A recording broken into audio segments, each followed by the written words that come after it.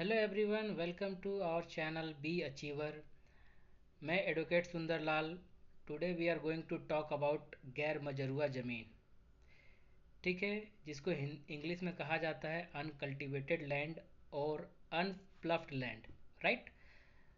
तो अनप्लफ्ड लैंड या uncultivated land क्या होता है, उसके बारे में हम एक एक चीज़ डिस्कस करेंगे। और उसका किस तरीके से दखल खारिज होना चाहिए, या गैर मजरूआ जो ज़मीन है वो किस तरीके से सर्वे के अंदर इंक्लूड होगा। राइट। क्योंकि बिहार के अंदर जो सर्वे हो रहा है वो बहुत साल बाद हो रहा है। कैटेस्ट्रल जो सर्वे था 1905 टू टिल 1915 तक। ठीक है। उसके बाद जो टोपोग्राफी अब हो रही है 2024 में, तो यहाँ पर गैर मजरूआ ज़मीन बहुत सारे लोगों का होता है। थोड़ा बहुत विवाद भी होता है उसके अंदर कि क्या इसे गवर्नमेंट ले लेगी, और कौन से ज़मीन जो है, कौन सा लैंड जो है गवर्नमेंट लेती है। Every aspect, every topic, every issues I will cover in this video. So you will continue watching this video. Don't skip it. If you skip, you can't remember anything. You can't getting any knowledge. Okay. तो इसको knowledge के लिए देखना है, इसको एक purpose के लिए देखना है, क्योंकि 90% पॉपुलेशन ऑफ बिहार कोई ना कोई गैर मजरूआ ज़मीन होल्ड करता है। इधर SC ST OBC general category anyone, कोई ना कोई थोड़ा थोड़ा सा ज़मीन होल्ड करता है, चाहे वो 1 कट्ठा हो चाहे 2 कट्ठा, वटेवर कुछ भी हो। राइट। तो सारी चीज़ें हम लोग देखेंगे इसके अंदर। मीनिंग देखेंगे, what is the meaning of गैर मजरूआ ज़मीन, एंड उसके बाद what is the historical fact of गैर मजरूआ ज़मीन, और हमें किस तरीके से इसे सर्वे के अंदर करना है। ओके, चलिए स्टार्ट करते हैं। देखिए, अगर हम गैर मजरूआ ज़मीन की बात करें, तो अगर इसका मीनिंग की अगर हम लोग बात करेंगे, तो गैर का मतलब तो पता ही है आपको, नन हो गया।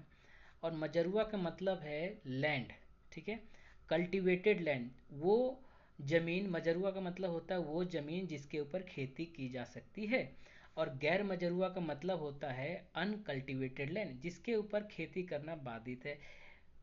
If your choice, either you do ploughing, do cropping on that land और नॉट, वो आपके ऊपर चॉइस है। लेकिन गैर मजरूआ का मतलब होता है कि उसके अंदर उस ज़मीन पे आपकी खेती नहीं की जा सकती। वो नॉर्मल रहने के लिए यूज़ होता है। जैसे कि बहुत सारे लोगों के जो 90% पॉपुलेशन ऑफ इंडिया, वो एक गैर मजरूआ ज़मीन पे रहते हैं। चाहे हम हो चाहे आप हो, दादा परदादा सब कोई एक पर्टिकुलर ज़मीन पे रहता है, वो गैर मजरूआ टाइप का होता है। तो इसके अंदर रैयत होता है, इसके अंदर बहुत सारे सिस्टम होता है। रैयत, जो कि रैयत का मीन्स होता है पीजेंट, किसान जो खेती करते हैं। राइट। तो वो 30 सालों से उस चीज़ को जोत रहे हैं, 30 सालों से वो काम कर रहे हैं without any interference of the government. तो वो उन्हीं का होता है। वो जाके CO BDO के पास जाके अपना चालान डलवा के वो बंदोबस्ती सेटलमेंट अपने ऊपर कर सकते हैं। राइट।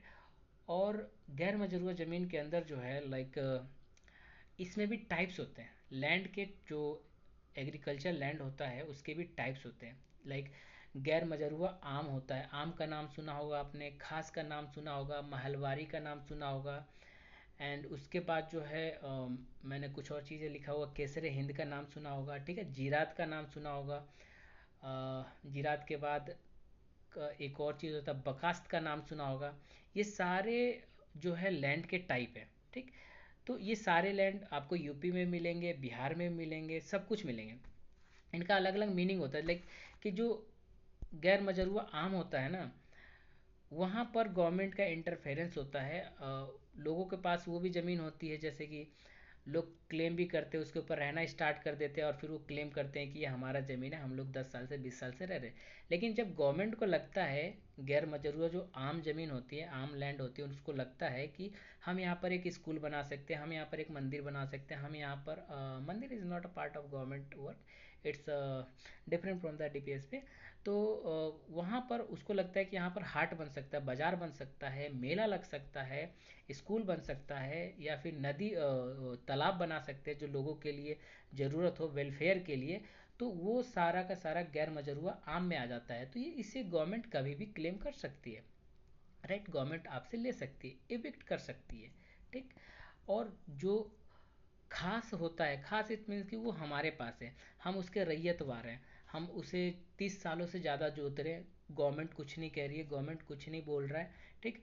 तो वो हमारे अंडर में आता है, हम उसका जो है चालान करवा सकते हैं, उसको हम सेल कर सकते हैं, बाय कर सकते हैं without any interference of the government. हम उसके मालिकाना हक होते हैं पूरी तरीके से, we are the owner on that land.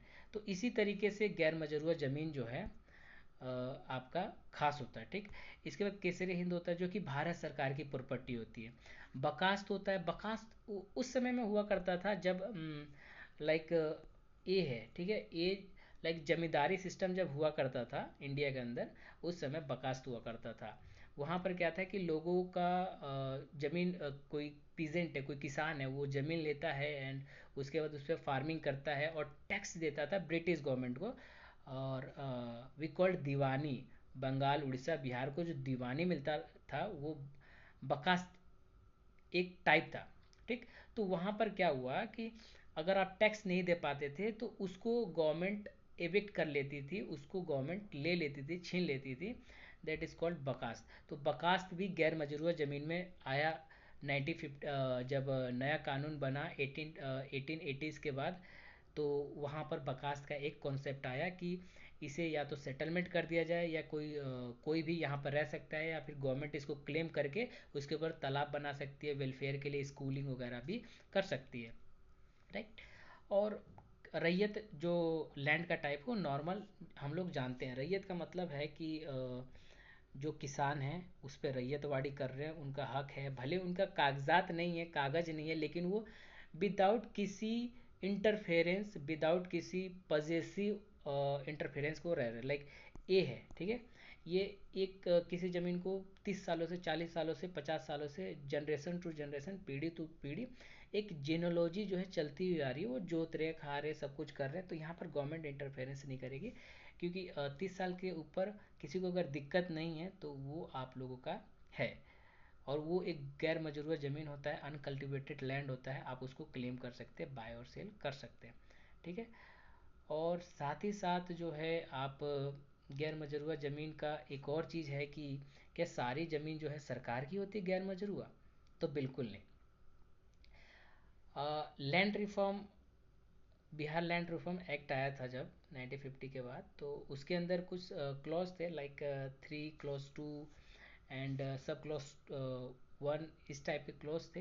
And उसके बाद जो है एक बंदोबस्त एक्ट आया था 1946 में, सेक्शन 4 क्लॉज 8 वगैरह।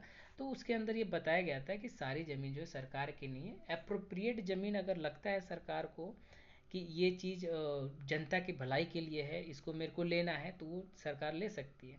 बहुत सारे लोग क्या करते हैं कि कहीं ज़मीन खाली दिखा, उसको जो है कब्जे में कर लिया और कब्जे में करके घर बना लिया, रहने लगे। तो और जबकि सरकार को पता है कि इस जगह को मैं यूटिलाइज कर सकता हूँ पब्लिक वेलफेयर के लिए, जो कि पब्लिक एट लार्ज होगा, सबके लिए होगा, लेकिन वहाँ पर एक दो पर्टिकुलर लोग रहना स्टार्ट कर देते हैं और उसको क्लेम करना चाहते हैं। तो सरकार उनको हटा सकती है, उनको वो ज़मीन छीन सकती है, और भले वो उनके नाम पे भी हो जाए, सरकार उनको छीन लेगी उस ज़मीन को, राइट। एंड उसके बाद जो है, अब इसके बाद वी टॉक अबाउट कि किस तरीके से गैर मजरूआ ज़मीन का दाखिल खारिज किया जाता है। तो देखिए अभी तो during Bihar land survey there is no option to claim that land, तो आपको थोड़ा वेट करना पड़ेगा इसके दौरान, ठीक। और यहाँ पर जो है एक ऑप्शन खुलता है, वो ऑप्शन ये है कि अगर आप किसी ज़मीन को मोर देन 30 ईयर्स, ठीक है, मोर देन 30 ईयर्स आप उसके ऊपर रह रहे हैं, या उस पर प्लफिंग कर रहे हैं, क्रॉपिंग कर रहे हैं। देखिए गैर मजरूआ पे प्लफिंग क्रॉपिंग वगैरह नहीं होता, आप उस पर रह रहे हैं, मोस्टली 90% पॉपुलेशन गैर मजरूआ पे रहती है, ठीक। तो आप एक सीओ का आवेदन दे सकते हैं कि हमें कोई दिक्कत नहीं है, किसी को कोई दिक्कत नहीं है, मैं रह रहा हूँ यहाँ पर, तो आपको वो एक दाखिल खारिज म्यूटेशन करके दे देते हैं। देन उसके बाद आपका दूसरा क्लोज ये आता है लिमिटेशन एक्ट 1963 का, कि अगर आप 12 ईयर्स किसी भी इमूवेबल प्रॉपर्टी पे रहते हैं। देखिए, नॉट इंक्लूड्स मूवेबल, मूवेबल अलग चीज़ हो जाता है।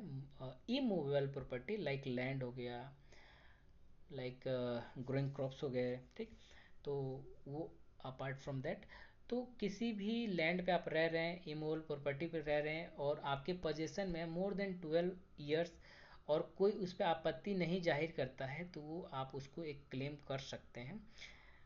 और उसके लिए विटनेस लगता है, उसके लिए म्यूटेशन लगता है, आपको वहाँ पर म्यूटेशन करवाया जाएगा। एंड उसके बाद जो है, जैसे कि क्या होता है कि बहुत सारे लोगों का एक और मसला होता है कि किसी ने किसी की ज़मीन को हथियाया हुआ है, सामने वाला पार्टी नहीं बोलता है ना। पूरे इंडिया में होता है, पूरे ऑल ओवर द वर्ल्ड होता है कि थोड़ा बहुत कोई ना किसी का ज़मीन जो है हथिया लेता है, उसके ऊपर या तो खेती करने लगता है, या तो उसके ऊपर घर बना लेता है, या तो उसके ऊपर जो है कुछ ना कुछ ऐसा काम करने लगता है। और कोई सामने वाली पार्टी बोल नहीं पाती है, आपत्ति जाहिर करती है, लेकिन ना वो कोर्ट का जो है कोर्ट अप्रोच करती है, ना ही जो है वो किसी ब्लॉक लेवल पे वो आपत्ति जाहिर करती है। तो यहाँ पर जब आप लोगों का लैंड सर्वे होगा, तो आप यहाँ पर एक आपत्ति जाहिर कर सकते हैं कि मेरा जो एक बाउंड्री है, या फिर मेरा जो ये पर्टिकुलर फील्ड है, खेत है, जो मेरा एरिया है, ये मेरा होगा, ठीक है। आप यहाँ पर एक जाहिर कर सकते हैं। और जो सामने वाले पार्टी होते हैं, पार्टी इट मीन्स की जो वेरिफिकेशन वाले ऑफिसर्स होते हैं, लाइक अमीन, कानूनगो, ठीक है, उसके ऊपर तहसीलदार, नायब तहसीलदार, फिर उसके ऊपर एसडीएम वगैरह सब कुछ रेवेन्यू डिपार्टमेंट चलता रहता है, दीवानी जो डिपार्टमेंट होता है हम लोग ऊपर चलाते रहते हैं, राइट।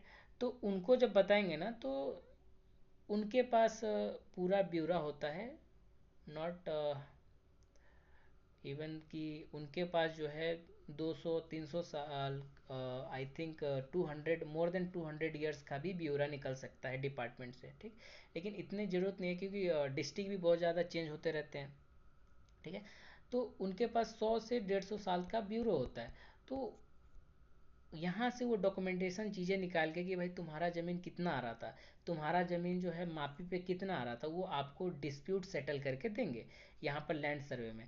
तो लैंड सर्वे के अंदर आप पार्ट अगर ले रहे हैं, आप यहाँ पर वर्क कर रहे हैं, वर्क इट मीन्स कि आप यहाँ पर अपना लैंड का सर्वे करा रहे हैं, सही तरीके से करा रहे हैं, तो आप एक जो भी आपका ज़मीन बनता है, जिस भी तरीके से बनता है, आप उसको क्लेम कर सकते हैं, राइट। आपका थोड़ा सा भी बाउंड्री किसी ने मिस्टेकली गलती से रॉन्गली रिस्ट्रेन कर रहे हैं, उस बाउंड्री को किसी ने क्लेम कर लिया है, कहीं पर किसी ने आर काट दिया हो, कहीं पर किसी ने कुछ कर दिया हो, तो सर्वे के अंदर आप जो है उस चीज़ को करेक्ट करवा सकते हैं, कोई आपसे नहीं बोलने को जाएगा, ठीक। और इसके साथ जो है, इसके साथ ये है कि इसके अंदर कभी भी 12 ईयर का लॉ बाइंडिंग नहीं होगा। अगर कोई कहता है कि नहीं, आपने 12 सालों तक क्यों नहीं बोला कि ये जो बाउंड्री है ये मेरी है, ठीक है, ये जो ज़मीन है ये मेरा है, ठीक है, 12 सालों तक अगर आपने नहीं बोला तो ये मेरा हो जाएगा। तो यहाँ लिमिटेशन एक्ट का जो लॉ है, वो पूरी तरह से 1963 का जो लिमिटेशन एक्ट है, वो पूरी तरह से खारिज हो जाता है। और यहाँ पर आप उस चीज़ को क्लेम कर सकते हैं अगर आपने किसी का ज़मीन हथियाया हुआ है, ठीक है। आपत्ति उसके लिए जाहिर करनी पड़ती है, एक आध विटनेस भी लगाना पड़ता है कि हाँ, इन्होंने आपत्ति जाहिर किया था, इन्होंने झगड़ा किया था, इन्होंने जो है कुछ बताया था, ठीक है। तो गैर मजरूह ज़मीन का आप लोगों को अगर मैं कंक्लूड करके बताऊं, हार्डली पूरा चीज़ अगर मैं बताऊं, तो आप इतना समझ लीजिए कि ये सरकार की ज़मीन पूरी तरीके से नहीं होती है, ठीक है। आप इसको जो है दखल खारिज करवा सकते हैं, इसको बाय सेल करवा सकते हैं। और इसको जो है जितने भी लोगों का अभी तक खसरा खतियान में नहीं है, वो according to the land survey आप वहाँ पर दर्ज करवा सकते हैं। आप एक उसका चालान बनवा सकते हैं सीओ के पास जाके, कर्मचारी के पास जाके, और उस चालान का सबमिशन कर सकते हैं align with your precious documents. तो आप उसको संकलन करें, पेस्ट करें कॉपी को, और आप जो लैंड सर्वे हो रहा है उसके साथ अटैच करके आप लोग दे के आप ये काम करवा सकते हैं, राइट। होप सो कि थोड़ी डिटेलिंग ज़्यादा हो गई होगी, तो आप अगर वीडियो को स्किप करेंगे तो आपको नहीं पता चलेगा कि क्या क्या चीज़ें मैंने बताया। और अगर कुछ भी जानना हो extra, let me know in comment box. और अगर कोई दिक्कत हो तो डिस्क्रिप्शन में फ़ोन नंबर है, यू कैन अप्रोच मी। धन्यवाद। Have a nice day. Good night. Thank you.